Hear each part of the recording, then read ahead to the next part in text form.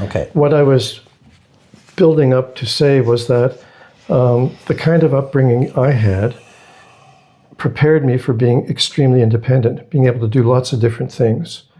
And when you have the capability of doing lots of different things, you don't have to feel so reliant on one particular thing or your ability to create, find work when you can just do work, whatever.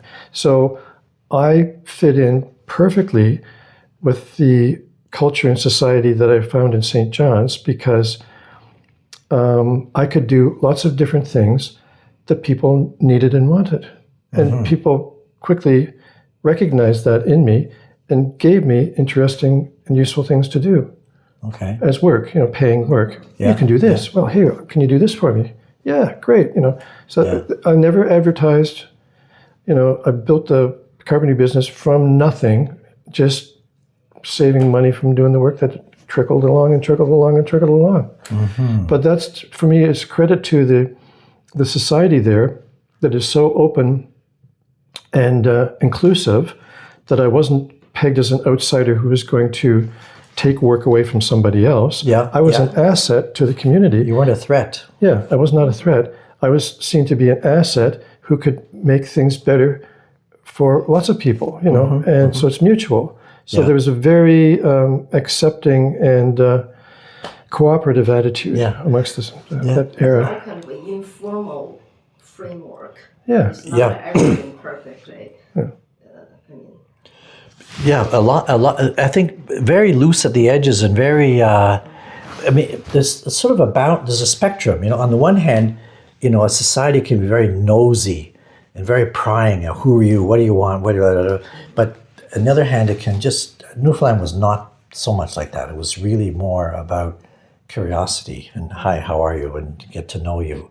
But I remember there's a book written about the outports of Newfoundland, the small communities, and he's a sociologist, I think, or a political science professor. Elliot Leighton? Webb? Oh, no. Webb is his name. Webb, okay. And anyway, I think it's in that book. He's talking about to survive, to have a way of life in an isolated community, just the environment meant that you had to have a high level of cooperation with your neighbors. Right. Otherwise, you couldn't survive. So there's a lot of mutual helpfulness. Right. And the economic space of that did not generate extreme wealth and extreme poverty. Exactly. And another thing it generated was, like you were saying, you learned many skills and could do different things. In these communities, each person had to have some carpentry skills, some fishing skills, a little bit of financial skill, all these skills. Farming, taking care of animals. There's a word they use in Newfoundland called handy. They say somebody was very handy. I mean, had multi abilities. Mm-hmm. So I'm assuming that defines to some extent the culture that we met. Yeah, it's part of the broader culture. Another thing embedded in that culture was you also entertained yourself. You didn't buy your entertainment online. You didn't go to movies. You didn't watch TV. You played music. You danced. You told stories. And that's also deeply embedded in the culture. Mm. And we saw that. I can remember I'll just stop there. Those are some of the characteristics of what we met. So it enabled, I think partly we were naive and partly we were rich enough. Is the St. John's still like that these days? I remember people has a similar kind of a spirit, just the jump to there. Can they survive today with your attitude?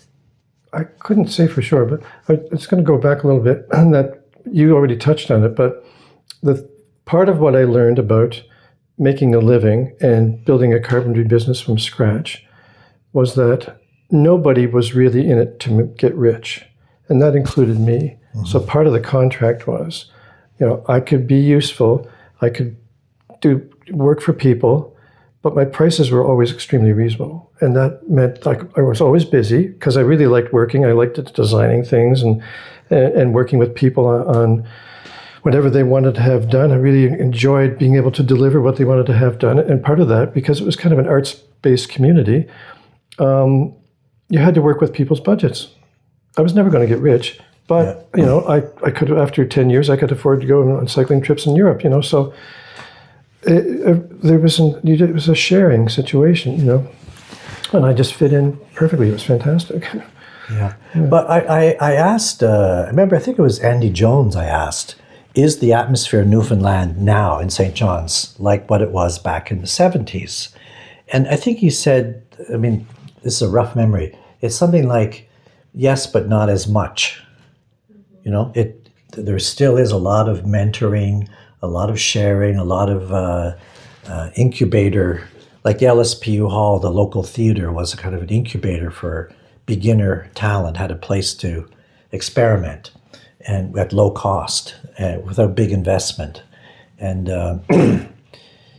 that's still there, but it seems like for some reason somebody identified that decade or 20 years or so that we were there as a Newfoundland Renaissance. Have you heard that term? Yeah. Yeah. So it was like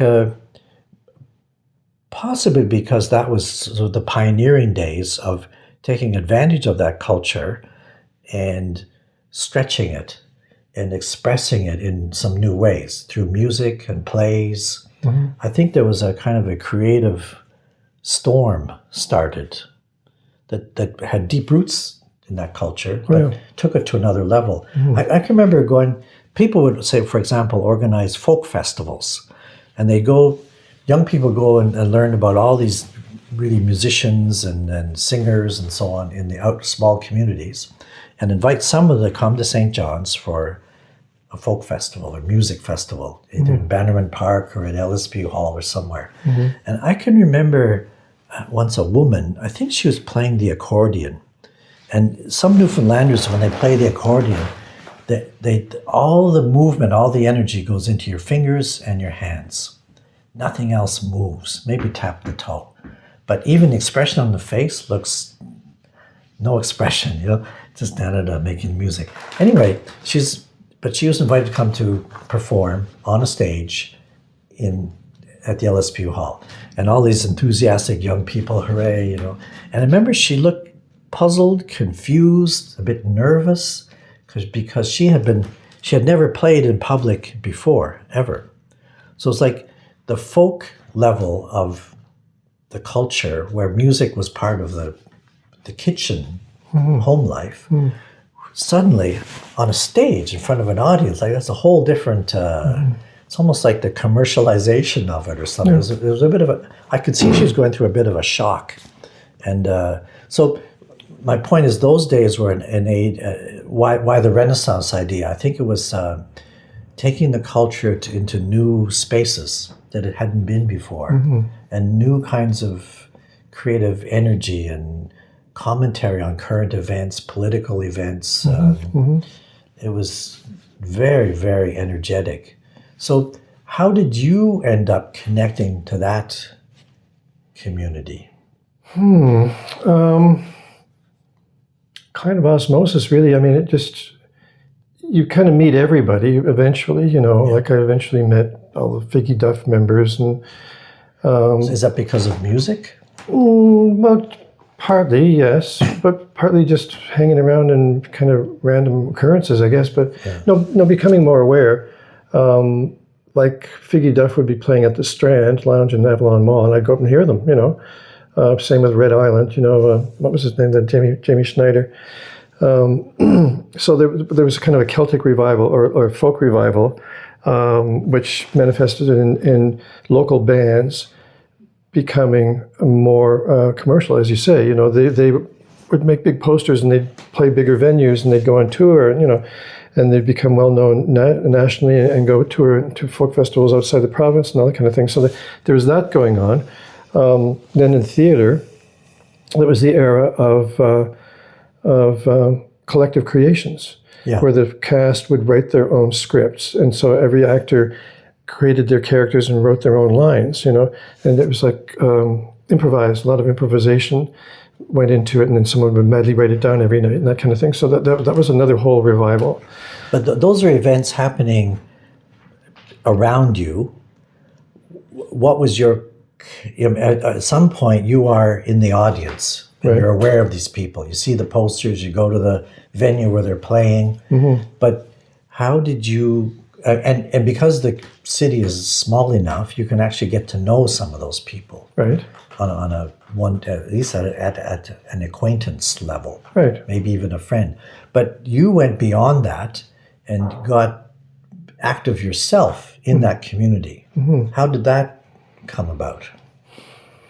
And what did you do? Well, running into, making friends with people, and then there would be something was afoot. Like somebody wanted to form a blues band. And, well, you play music, right? Yeah, I play keyboards. Okay, well, let's form a blues band. Okay. So, like, I had a classically trained at McGill University, so I didn't have a blues background by any means, But when you're young, you've got infinite amounts of energy and lots of confidence, I guess, and people, that's kind of contagious because I'm feeding off of other people's confidence and youthful enthusiasm too. So, poof, all of a sudden there's a blues band, and I'm playing every Wednesday night down at Martha's, on Water Street. And that was the beginning of that. I bought a piano. I had earned enough money to be able to buy an electric piano and an amplifier. And away we went. You start rehearsing and learning the material. And it wasn't that hard for me to learn the material. I mean, blues is pretty simple structurally. I was never a great blues player, but I guess the blues band that I was involved in wasn't really heavily based on piano playing. It was more guitars and singing, right? So I provided just what they needed for some additional rhythm and different sound. Anyway, that worked out really well. And then. So your first entry to the downtown arts community was through a blues band. Right. Yes. Okay. Yeah. And then that was 70. That would have been 79, 78, 78. Yeah, okay. 78 or 79. Then the theater renaissance I was talking about, the collective creations and that sort of collective creations and the theater that reflects back to the community. So they're doing plays that are about the community. Like the Mummers Troupe went up to, where was it now? Was it Sally's Cove out on the West Coast? They did a show about the coming of Grossmore National Park and how that was disrupting their lifestyle because the park was going to prohibit them from trapping and hunting and cutting wood in a vast area that they'd always done that. And they, their community was going to could possibly end up being inside the park, in which they would be really, prohibited, or chiseled out. The park boundaries went just around them, which wasn't that much better. Anyway, so the concept is that the theater company goes in, talks to everybody in the community, gets all their points of view, the gripes, the grievances, the problems, and then they basically will do a show that includes the characters that they talk to. So they're very good mimics. So they can actually reinterpret and imitate the people that they just interviewed. So they can give them a show that's about them. So were you in that production? No, but that's kind of one of the germinal example. A germinal example of what they were doing by the time I got involved. So by the time I got involved, it's because Chris Brooks, the director, had this idea to do a rock musical about the offshore oil crisis coming. Like offshore oil drilling was coming to Newfoundland. Is that before the Ocean Ranger? Yes. Okay. Yeah. So Chris wanted to do a show that would expose the dangers of the offshore oil development economically and culturally. But he'd had enough experience in the theater world that he also knows the theater has to be entertaining. So he wants to do an offshore oil show with a rock band or a blues band. And he also wants to do it in a cabaret environment. So we're going to tour we're going to write the show, rehearse it, and then we're going to tour it around Newfoundland, and he's going to book us into every bar that's got a ceiling high enough to put his little set in, right? So he's got this portable set, which represents like oil drums on wheels that attach to a big rotating turntable on wheels that can be swung around, so it becomes, the parlor, and then swung around to be an oil, tank, right? And then all the lights, and they did a couple of technicians to come with us to string the lights every night, and it's all can be broken down and put into a truck, and away we go. I think we did 83 performances of that show, all around Newfoundland and Labrador, and also into Nova Scotia and New Brunswick, and we did a couple shows in Ottawa and Toronto at the very tail end of it. But the thing was to get the message out there. Everywhere we went, people could recognize themselves in this show. Like somehow or other, we were universal enough in some weird kind of a way that they could recognize themselves in us, and then the message was very palatable. So, had oil drilling started at that point? Yes. It had started. I think so it was a real thing. Yes. Yeah. That was in like 81 or what year? 79 was the 79. first production we did. Yeah. No, but then oil had been, drilling had started before 79 then. Well, maybe slightly before. I think they were just starting to drill. Okay. I'm not sure when they hit oil, but yeah. Anyways, an important shift in Beijing's, an important shift in Newfoundland's economic outlook. Yeah. And so a group of young people made a play about it. Right. It was a musical. Right. Did you act in that play or just play the piano? I acted in that play. You had a part to play as well. I sang, I danced, and we did 4-part harmony. We did, Yeah. I wrote, I don't know. Oh, you wrote some of the music. I think I wrote 22 pieces in that show or something. It was nuts, yeah. See, so this kid comes from Montreal, and you're deeply involved in a very creative theatrical production that has, it's like reflections on their own life. The producer you talked about, Chris Brooks, is Newfoundlander, right. and he was one of the pioneers of that form of genre, like using theater to discuss as discourse. Yes. To talk about life in our home. Mm-hmm, mm-hmm. I saw that show. Yeah. You know that sort of triangular theater? Is it it's across from where Mary Jane's used to be. It's where Mary Jane's used to be on Pilot's Hill, you mean? Or no, the other end, more closer to George Street. Up. Right. Is it Duckworth? The Majestic. Yeah, the Majestic. Did you do a show in there? No. Anyway, I think I saw the show. Maybe I saw a show later that was done about the Ranger. Yeah, it could be. That could be. Mac was in that show. Mac Furlong. Right. Yeah. Was he in your show? Yes. Anyway, and it doesn't matter. So that's a very strong, potent entry into Newfoundland society of the time. And you were able to make a big contribution. You had musical skills, and you could sing, dance, and talk, and sort of. I had the guts to do it, at least. Yeah. I never was a great singer, but I really enjoyed it. But Chris had creative control in the sense that he had an idea of what the show should look like and feel like, and the sort of comic elements to it, and the kind of shtick. It's like a almost slapsticky stuff. We're sort of a bit goofy. We wear these silly outfits that look kind of like fake tuxedos painted onto T-shirts and stuff like what I mean. So there's kind of that rock. I don't know. Imagery. Yeah, so who cares, kind of, very rough and tumble. Yeah. And poking fun. So the fun of it all, of course, is poking fun at the oil companies and the oil executives, and their greed to come in here and, make millions and millions of dollars off of our oil, and the damage that they would do to our culture by, importing a new culture and a new economic level where people were now making lots of money and would want to make more money, and then inflation would come. So he's predicting a whole string of calamities and deterioration of society and so on.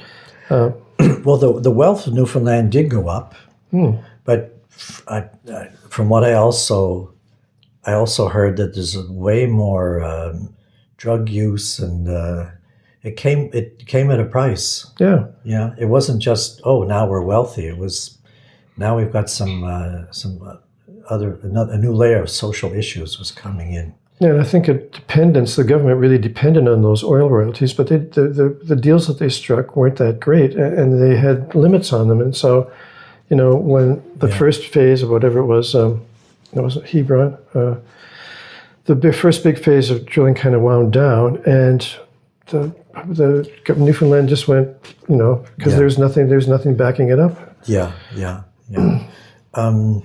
I can remember another play about oil. In that play, there was Andy and Jones, and I forget the names of all the other actors, but the usual crowd of downtown actors. They wrote the play, and the play had elements. The mayor of St. John's sold the city to the oil companies and built a replica in Arizona and moved all the population of St. John's to Arizona. And they're all wearing straw hats and sunglasses and going to Arizona. And they all go up a ship and wave you goodbye to St. John's. Then they come down the same ship. It looks like the real thing, Right. And it's hilarious. And Andy Jones was in a guerrilla group that stayed behind underground, and they cut Colonel Saunders' head off. And anyway, it was. What was the name of that show? That was Sheila's Brush.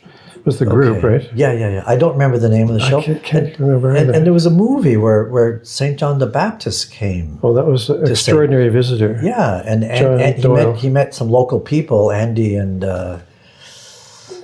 Mary Walsh. Mary Walsh, yeah, and they invited him to go to McDonald's for some lunch. And Andy started to get really angry at McDonald's and wanted to go deep fry himself in protest. And anyway, that kind of theme was going through. So you really plunged deeply right away. I didn't. My connection, actually, my wife was similar to you. Had a quick and really strong connection very, very quickly.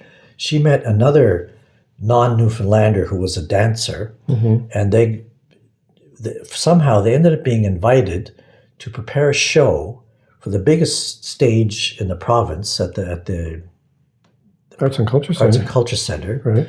It was a companion performance to go with the first showing of an NFB film about the Newfoundland artist, the printmaker, whose name is fill in the blank. He does these really dramatic skies. David Blackwood? Yes, David Blackwood. Thank you. Yeah. I'm an old man getting trouble with names. David Blackwood. Check. Yeah. They did a show, a dance performance, interpreting the images of David Blackwood's paintings and or prints. And so there was Kathy on the sort of the provincial stage within months of our arrival. And she introduced me. I met Lisa Schwartz was her dance partner. Oh, yeah. Okay. Whose husband, Ron Schwartz, was a professor of sociology at the university. He was an American. And he introduced me to a guy called Peter Pope, who lived in the Battery. Also, he had come to Newfoundland around the same time as us. And a really neat guy with his big beard and a funny dog. And he had a lampshade made out of a paper bag upside down. And we went to his home. We founded a company called Affinities. And he took dice and threw them and calculated, it's called like the hexagram. So it's a Taoist Chinese way of kind of thinking about the future. So anyway, he read the piece according to this anagram. It's like a code. You go to the book, read what it says. The word affinities was in the book, in the Tao Te Ching, it's called. So that's where the name came from. Wow. Okay. Yeah, and we found like doing something. No feasibility studies. No, by that time we had recognized the downtown was running down, needed repair, and there was no loans were allowed by the banks to all the downtown. It was considered too risky, and most of the families had moved to the suburbs. It had the highest percentage of single parent families, elderly, poverty, and so on. And so people weren't allowed to borrow money to renovate their homes. They couldn't make the payments. But then the federal government had a sort of national plan soon after we renovated a house, and people could borrow money from the bank, and there was an insurance scheme. The banks could get their money if somebody defaulted, and that started a wave of renovations in the downtown, which rescued the downtown. The federal government in Ottawa rescued downtown St. John's. But before that program was implemented, Peter Pope and I and Ron Schwartz tried to renovate 2 old houses downtown, and which we did. And before that program was implemented? Yeah, or just as it was coming into play, but really before. And we were doing it the wrong way, in a way, because we added so much value to the houses, and we couldn't sell it and get our money back. We had to wait about 5 or 6 years as prices went up, and we could sell the house and get our investment back. But anyway, it's just through that initiative, I ended up being downtown a lot, and attending plays, making friends with people who were in the arts community, and I ended up being the architect of the renovations of the LSPU Hall. Right. Got to know those so sort of in that way. I still had my decent paying job as an architect with Frank Noseworthy, but I quit that to renovate these houses. Oh, did you? Yeah. Which was risky. It was a drop in pay. We're sort of paying ourselves through a loan. You asked me once if we had done a feasibility study to say, you add so much value to the house, you can't sell it and get your money back. You didn't know that ahead of time? No. It's like, that's what I mean, this naivety was there, which actually helped us plunge in. Well, it's gung-ho enthusiasm, isn't it? Yeah. And if you're too smart, nothing will happen. Yeah, if we're too smart, nothing. We would have been paralyzed. Yeah, we would have been too reasonable. I remember being up on the roof, with the gum and the tar and the felts, and this woman down below said, "Hey, what are you doing?" And I looked down as this nice lady, and I talked with her. I told her what we're doing. We're renovating this old house, trying to save it, and that was one of the very, very first houses in downtown St. John's to get renovated. And I learned later she was Shani Duff, the vice mayor. Right. So it's like that. Another nice thing about St. John's, the size. People knew what you were doing. It was big enough to hide if you wanted to, but small enough you could circulate through with many, many different kinds of interesting people. I'd say you could hide, and people would know you were hiding. Yeah, they'd let you hide. That's right. They'd let you hide. Right. Yeah. How many circle in St. John's like you guys? You may say, I know this one, I know that one. It's like a web. But is there some other also exist, or you're the only one in terms of a creativity, whatever? Is that possible? Some other people also doing things that are parallel. My impression is the downtown group was the biggest, and I would say the most inventive. But there was also there was a music school at the Memorial.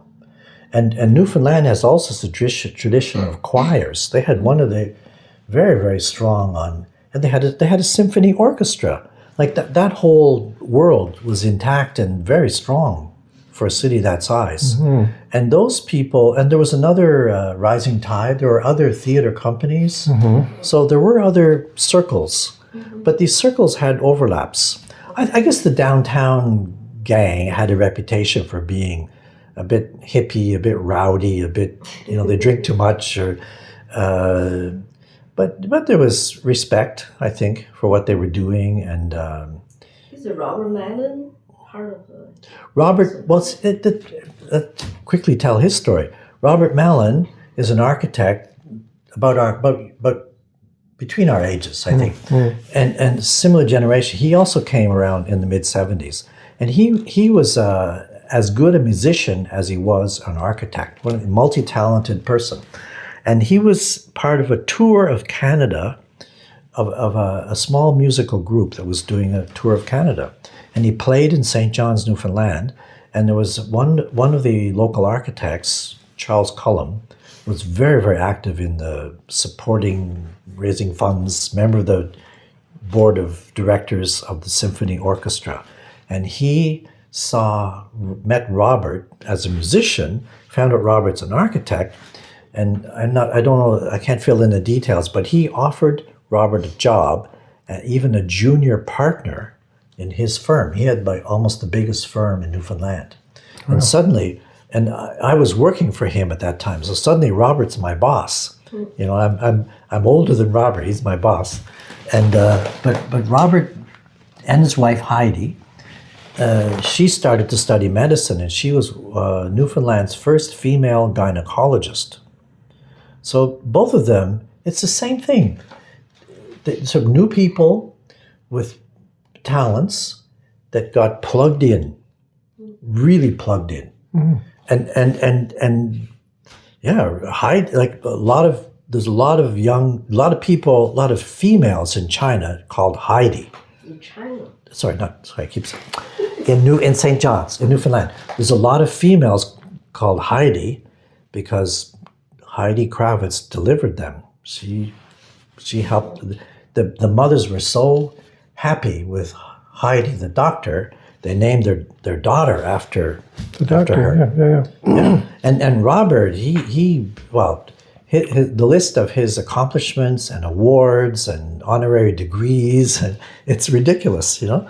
He's been honored for his contribution, recognized, and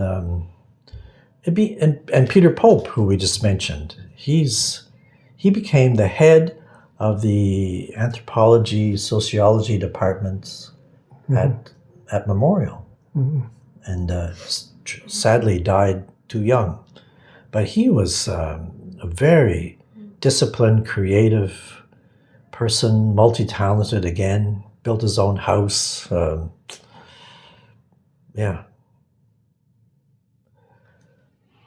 there's a great opportunity there for initiative and self-sufficiency in a way. You know, it's we didn't go there to take, you know. Yeah. We went there to contribute, as it turned out. I mean, it wasn't a conscious thing, but when you get there and you just see how it works, it just works naturally because it's enjoyable, really, in a way, because the relationships were so important. Yeah, you did the work, you did good work, you got paid for it, but the relationship was the key because you would always come back. That person would give you work again the next time they need it. You know, so that. In my case, I built up a clientele, so to speak, you know, for my business, and that sustained me for the whole time. And it was basically an arts community was my market, arts community. So, and we met because you were a carpenter, because of your carpentry skills.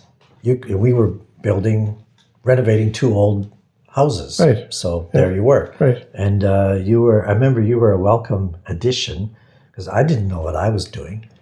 I wasn't a carpenter. I remember you trying to figure out what to do with plaster seams on a ceiling, and you had a mask. Plaster seams or cracks? No, like tape seams. Oh, tape seams, yeah. Tape seams on a ceiling. Yeah. And you had applied the finished coat, which was extremely lumpy and thick, and you were up there with a mask and a hat on, and a palm sander upside down, palm sanding the ceiling. Yeah. Oh God! But actually, so that was like me sawing drywall with a handsaw. Yeah. Doing it wrong. Yeah. But actually, eventually, I got good at it. Yeah. I could actually put gypsum board on a ceiling single-handed. Mm-hmm. I had a wooden jig made, and I wedged it up. I figured finally I figured it out. But Yeah, so that kind of collaboration, openness, welcome, and also I never felt that I was an unwelcome foreigner. No, Absolutely not. no. I was welcome. I think we kind of developed our own Space. style and niche. Like Yeah. I was the guy who rode a bicycle around town with a dog. Like I had Yeah. this dog Bill and a bike. I didn't get a car until I was like 34 years old or something. Mm-hmm. And so I always arranged that when I had a job that needed materials, I got the lumberyard to deliver the materials where I was having the work done. But I got really good at doing estimates of materials, so I was never any material left over at the end of the job. Right. It's like, done. Next, No waste. Cycle over to the next one. Yeah. And with my dog, running behind me, Jack Hiscock down at Hiscock Rental says, "Boy, you put some miles on that dog, Paul."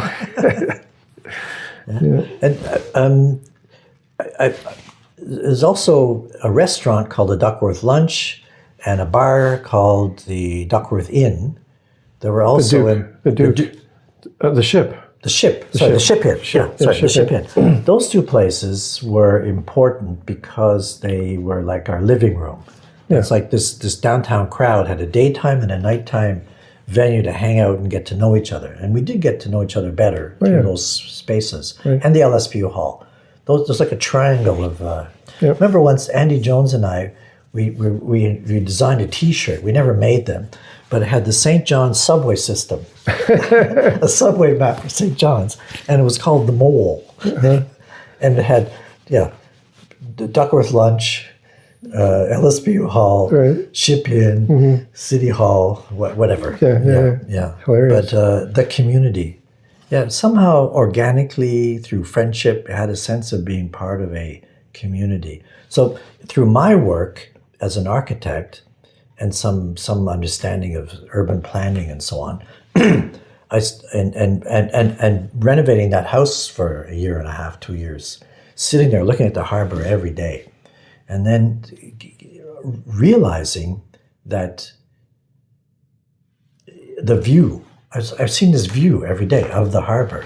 And so it's a sloping town looking at a harbor, and the other side was so steep, no houses could be built on it. So it's like a permanent green or winter seasonal changing backdrop. And there was a struggle going on in the city about new buildings being built on the main street, Water Street.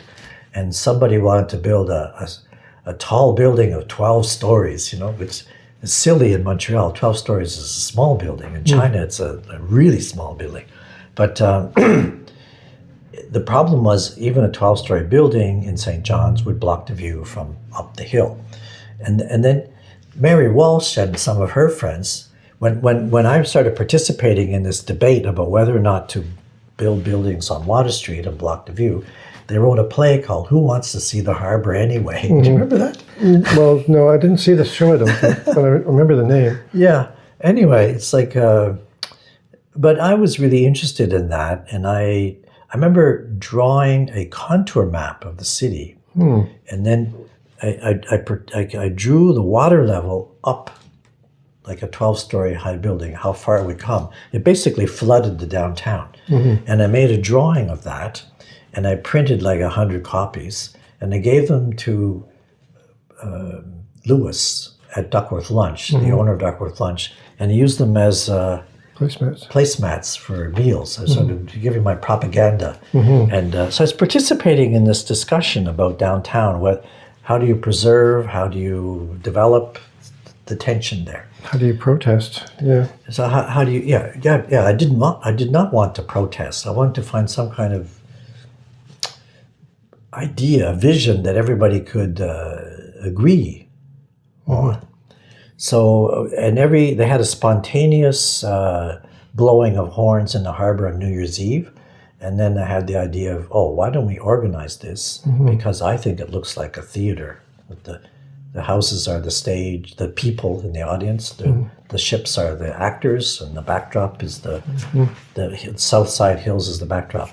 So that from that came the idea for the Harbor Symphony. And the first person I turned to was you. and that's how, you know, I'd like to do this.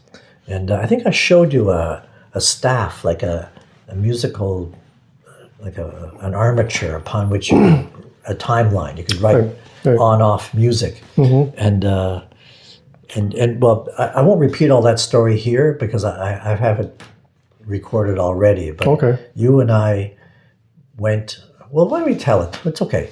We were. You and I had the idea. You had the idea. I had the idea in the first place, but you and I tried to pitch the idea down in the harbor. We went to the harbor master, Right. and he was very reluctant. He didn't say no, but he was very hesitant. He said, "This is not a playground. This is not a place to do silly things. This is a working." And, you know, it's risky. You can't mess around with horns. Horns have meaning. I'm backing up. I'm coming in. Yes. So I remember, my memory is when we left his office, he hadn't said no, but he had tried to discourage us. Is that right? Do you agree with that? I can't remember going to see the harbor master first, although I'm sure we did. But we went to see this guy named Jerry Duggan, who he's the other one. He's the federal government. Yeah. But I'll get there. Okay. We first visited the harbor master, and he didn't say no. Okay. Then we worked our way around the harbor, and we met Mr. Duggan at the end. It's all in the same day. In the Coast Guard building. In the Coast Guard building. Okay. The second person we talked to, let's go try this ship. And we talked to a captain, told him the idea, and he didn't say no, but he asked, does the harbor master know about this? What does he say? Right. And I remember we lied and said, well, he said, okay. We stretched the truth about him not saying no. And then we went to the next ship. It was a Belgian small boat. Dirk Gemeinhardt. Is that his name? Osa Ghent, yes, was the boat. Beautiful. Okay. The Osa Ghent, and his name was? Dirk. Dirk. Yeah. Okay. Dirk loved the idea, said, oh, he's like a monkey. He jumped up and he put a rag around his hand and he told us to blow the horn. He shoved his fist into the horn. Right. And it's like like a trumpet, like wow, wow, wow, wow. Like this weird, wild, crazy sounds. And he had his earmuffs on. Otherwise, he would have been deafened. But he said, yes, yes, yes. Let's do this. He was totally keen. Yeah, very keen. He said, we do this when we're out to sea. Watch this. Watch this, like John Coltrane. And like when you first did he say John Coltrane? Yeah, he did. When you put your fist right in the horn, it increases the air pressure, right? Yeah. So then you can modulate the amount of air pressure, which changes the pitch of the horn. The more pressure, the higher the pitch is. It's like wailing saxophone, you know. So when we do a harbor symphony, we'd have a section that was going to be a solo, and someone on the bridge of the boat would give Dirk the signal, "This is your solo," and he'd do his solo, you know, until the thing was over. But after we went to two ships, this is my memory, and the last stop was we found out that communications in the harbor was managed by the Coast Guard, federal government. Right. So we went to talk to Mr. Duggan. Right. We told him the plan.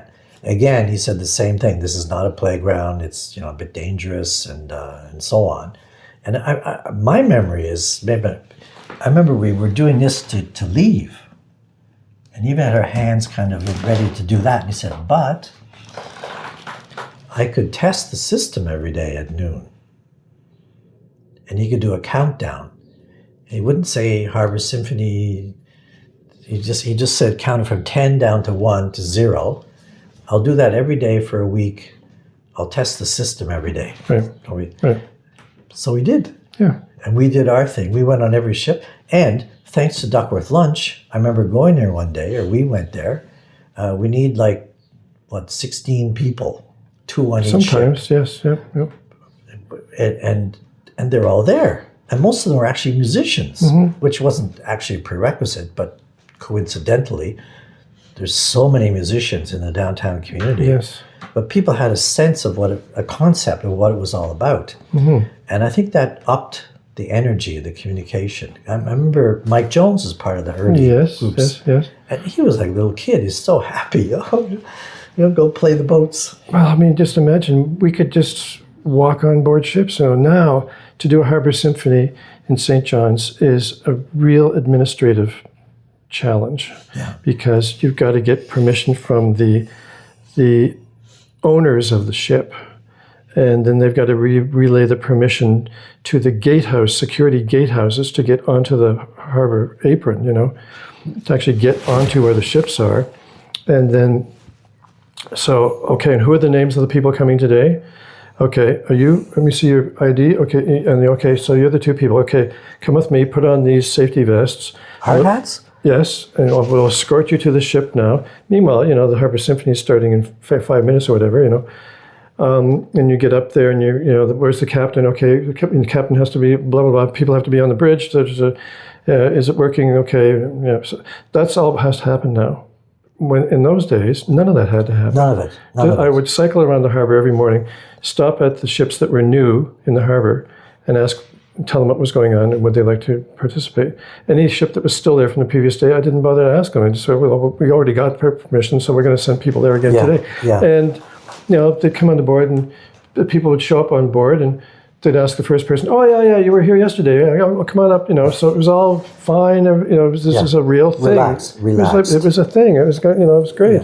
Yeah. So that can never happen anymore. I mean, it was just a whole other era of trust. Yeah. Well, that's part of a broader phenomenon throughout North America, at least. Maybe I don't know the rest of the world, but like kids, like my friend Peter Sipicus and I did. One summer, we did gardens and adventure playgrounds in Point St. Charles. Right. And those, in the adventure playgrounds, we built fires, we built structures, we had hammers, saws. We didn't have power tools, but we built stuff that people could fall off of. We had fires, we cooked hot dogs, we made movies, we did, and companies would donate a bunch of lumber, a bunch of bricks. It was just a big, messy construction site, but the kids had such a good time. Mm-hmm. And we had some staff there to help them build things, but I don't think there was a first aid kit maybe there was a first aid kit on site, but these days you could never do something like that. No, of course not. No way. No. And we had some land we used belonged to CN. Mm-hmm. There's sort of bits of land beside the railway track that goes through Point St. Charles. And they just said, well, be careful. Maybe you should put a fence beside your activity and the slope that goes up to the track. But nobody came to see us, no paperwork. No inspectors, no. Nothing. Those days, gone. Yeah.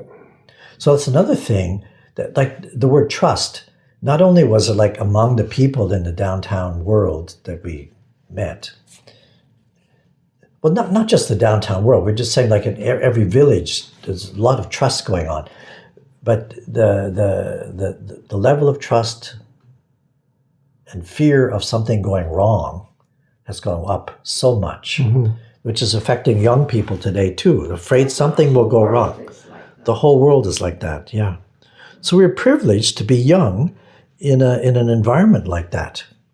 But why was it? I would say it was. Where was it happening? And maybe in Nova Scotia it was like that, in Cape Breton, or maybe it wasn't like that in Ottawa.